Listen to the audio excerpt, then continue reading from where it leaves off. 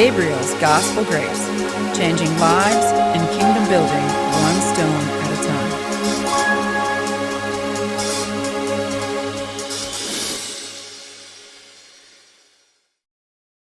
Hello and good morning to you, and welcome back to part 2 of our Handling Rejection episodes of Motivational Monday. I hope you found the previous episode quite edifying and it gave you some good pointers to how you look at rejection and how you handle it in your life. And for those of you who are just tuning into this video, I highly recommend you go back and check out last week's Motivational Monday. So what we covered was the fact that rejection is not always as we perceive. Rejection is not always a bad thing. In fact, on many occasions, it's positive. On this particular episode, I want us to look at the fact that rejection should, as a Christian in particular, be seen as a gift. Because it is a gift. As I said in the last episode, rejection is actually a good position to grow from. And that's what I want to talk about today. How do we look at rejection as a gift in our lives? Well, rejection is an opportunity to really, truly practice our faith. Our faith to develop our resilience. Because it's an opportunity. Anything we're rejected from, whether it's an individual turning us away, whether it's our idea being thrown out, or whether we're simply not accepted within a friendship group anymore. As a person of faith, it's an opportunity to work on that resilience and practice our faith and see it as an opportunity for growth and how we can move on from there. Now, a lot of people would simply see that as a reason to walk away, and often that's what I hear from people. When they've been challenged in the past with rejection, they simply walk away from it. Now, I'm not saying that's a wrong thing to do, but if you are going to walk away from it, did you evaluate it? Because chances are it's going to happen again. And if you're not careful, all you'll ever do is keep walking away from situations, which I've got to say, I think that's more common in the world today than ever before. If we don't like something, walk away. And I think sometimes if you are a person who suffers with anger management issues, then yes, rule 1, walk away. But learn from it. Learn how to deal with it better next time. That's what resilience is. So let's break it down. So the first thing is we can reassess the opportunity in the rejection scenario. We have to look at what in particular caused the rejection. Now, I touched on some of these in the previous episode. Is it the idea itself? Was it just a no-fit idea? Let's assess it. Let's look at it. When we step back, and even more so, step back from the situation now that we've been rejected from it, it's almost like being on the stage. It's hard to see what to do while you're on the stage. But once you've been kicked off the stage and now you're in the audience, you can really look at it from a very different vantage point and see exactly whether it fitted or not. So look at it. Look at the opportunity in there. Look at whether your idea was suitable. Then examine whether it could have been improved. Was it the idea was weak? Was it the idea just, again, did not fit the purpose of the situation? And lastly, did it get communicated well? Now, I have been in situations in life where I've been in a room of people who think a particular viewpoint, and yet one person, whether it's a debate or whether it's just a one-off teaching and conversation, how they communicated their idea, how they gave testimony, how they gave examples, how they probably spoke with actual truth, was enough to not only persuade me to do a 180-degree U-turn on an idea, but the whole room. You see, their idea was probably presented to us. Many of us probably even knew what they were trying to tell us before. We've even heard the argument before. But it was communicated in a way that actually made more sense. And it probably emphasised what they were trying to say and actually weakened our existing position. In other words, even we rejected our current position on a situation and accepted the new viewpoint, the new idea. So that's what we need to do. To look at the opportunity, we need to step back. And once we step back, we need to look at the idea and see how suitable it was and whether it could be tweaked. Then we have to look at whether the idea could have been developed on. Perhaps it wasn't substantial enough. I know in engineering, people can often have a great idea, even in politics, but then you break it down and go, it's not affordable, or the technology doesn't exist to implement it, or there's no resources and people to actually carry it out. So it's flawed. But if the person presenting the idea had all of that dealt with and explained how those challenges could be met, now you've got a robust idea, a resilient idea. And even when you've got that resilient idea, how are you going to communicate it? Ironically, in a world that's now led by media, it's constant communication. So yes, you could have someone send you a letter. You could have someone do a presentation. It could be a nice animated graphic, or it could be a promotional video. All of these things are different ways of communicating. And in all of them scenarios, think about the language that's being used. Think about the actor or actress playing the part. Think about the background, the environment of whatever you're trying to promote and sell. So even from a sales point of view, it's not simple. Communication's important, but even more so when we're trying to simply get an idea across. Now, of course, the problem we've already talked about is that rejection often looks personal. So how we present it, how we present ourselves is still a form of communication. But just because we're rejected, it might not be for personal reasons. So once we've received that rejection, there's an opportunity now for growth, personal growth. See, when we're rejected, how did we handle it? Did we simply throw our things on the floor and storm out? If it was an interview, did I start to argue with them? Did I start telling them, you don't know what you're talking about? You should employ me because I know best? Is it the opposite? Was I asked a question and I sat there silently not wanting to answer? When in a group of friends, do I come across as loud, obnoxious, I know best all the time? In actual fact, people have kind of rejected the idea because in actual fact they don't like the attitude, which again is communication. We can take every opportunity and look at how we can grow from it. We can look at whether we allied ourselves with the right friends. Were we in the right environment? Again, something I often put about people being rejected from friendship circles or clubs and societies and things is because often you're in the wrong one. In fact, I would say this also applies to churches. There's many people who have a very, very poor relationship with God because of the church they attend. The church they attend and the people they're with often make them feel judged and guilty and all these ridiculed feelings. And of course, one of the biggest ones, rejected. So perhaps we need to be in a position where we're more likely to have our ideas accepted.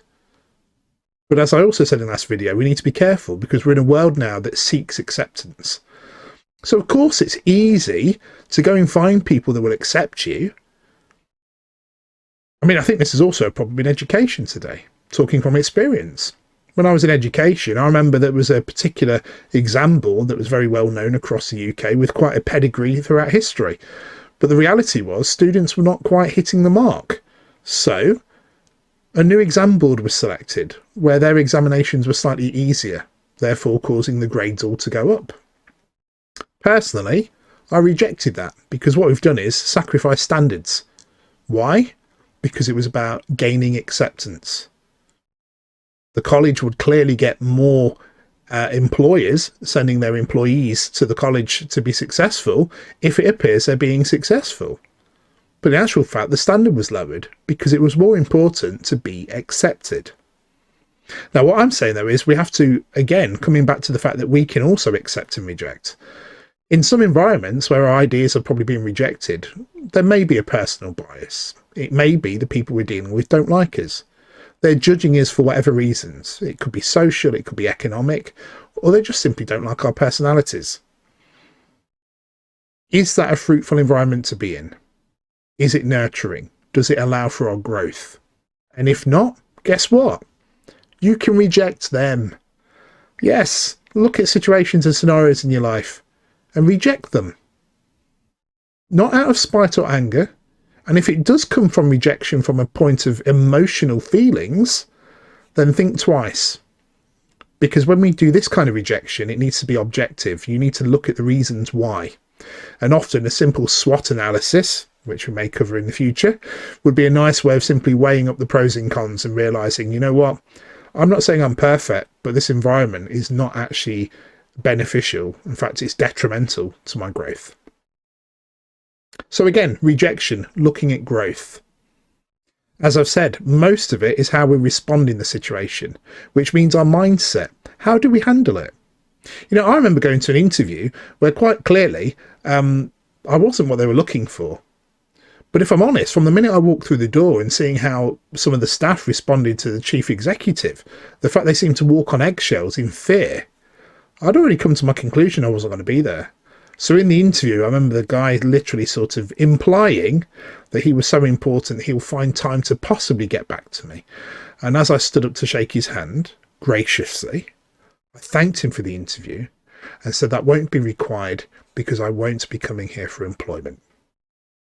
Now that took him by surprise, and guess why? Because suddenly I, the interviewee, was rejecting the interviewer. He didn't like it. He's clearly a person whose views and attitudes are always accepted because of his position and status. And I'm assuming if he didn't get his way, he'd make sure people beneath him would be addressed in a way that would then tailor their views to being more accepting of his opinions and ideas. But I rejected it because it wasn't going to be for me. And his ideas I thought were flawed. So that was my sovereignty over a situation, which again, you can exercise too. So let's go on to the third aspect. So the third aspect is perspective. And by perspective, what I mean is, again, not just stepping back and looking at it, but perhaps we need to look at it from a more intrinsic, internal position of perspective. What did I gain from that situation, as in my interactions with those people in that case of rejection? In the example I just gave, that interview was quite a learning curve for me because it wasn't something I intended to do. But because I was calm and collected at the time, it was the appropriate thing to do. I wasn't a subordinate of his. And I suppose there was a little bit of schooling going off in the process. But my sovereignty was not going to be diminished by his sense of authority in a situation for which he had no authority over me. I wasn't an employee. I was not a subordinate at that time. Also, through wisdom and perspective, whatever he was going to pay me in salary, I must be worth at least 3 times that. That's a simple rule I teach to my business clients, that if I'm going to employ someone, they have to be bringing something to my business. And typically, double, if not triple, as an engineer. So I was bringing more to him than what he'd be paying me anyway. So the perspective on that matter is my self-worth is much higher than he was valuing it, whether I was acceptable or not for his organisation. So even in that scenario, let's assume the tables were turned and he rejected me. I'd have walked out, and with that same perspective, I would identify the employees seem to work under fear. The environment actually was not very impressive. I certainly think it would have felt quite oppressive to actually be working there. And I didn't see opportunity for growth because it was quite clear that the leadership were blinded. They were more impressive from the point of view of demonstrating how to lead badly from a poor management perspective by ruling by fear than it was to see a sort of robust, innovative approaching company that worked as a team. I saw none of that. So perspective had changed how I would look at the outcome of that. If anything, I'd have seen it more as a near miss. So again, rejection is not always bad. But in that gaining perspective, we really do need to go away and reflect on each situation. How could we handle it better? If it was to happen again in the future, how could I turn that scenario around for a better form of communication? So we learn. And coming back to the example in the very first episode of this, I talked about trying to lift the weight.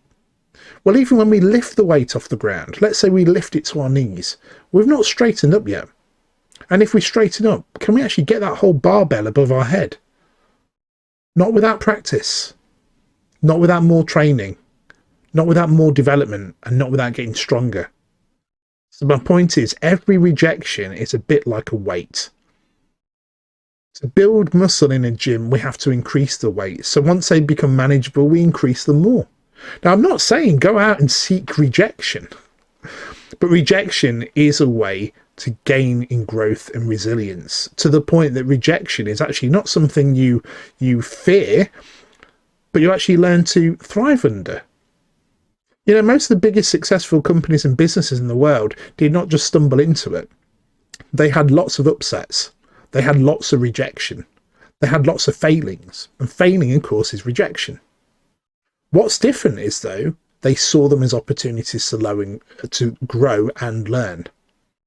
So an example is, if you go for a contract and you fail and you get told you were too expensive, then you go away and look at that. And if it's true, you look at how you can improve your cost. You may have been turned away because the quality of your product's not good enough. So you go away and you look at how to improve your product. You could be turned away because the market's too saturated with your products. So now you go away and try and come up with something unique and more bespoke for the market. But that's rejection. Rejection leads to innovating acceptance. And as I said, in the scenario of the race, if you're the one who's always winning, you are the one who's always accepted. You are the one most likely to lose. So see rejection not as a negative, but as an opportunity. And don't always see acceptance as a positive. You see, as a Christian, Jesus said we will be rejected in his name. And I think as Christians, we often experience that. But that's in the external. On the internal, we should accept that A, we are accepted by Christ. And we should also reject the things of the world. The Bible says if we reject the devil, he will flee. So I'm saying acceptance and rejection, don't take them as black and white literals, but see them both as opportunities for change and growth. And more importantly, as a Christian, see it as an opportunity for accepting the Lord and rejecting the enemy. God bless.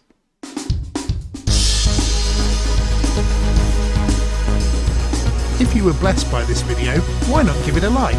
Also subscribe to this channel and hit the bell icon to be notified of future videos.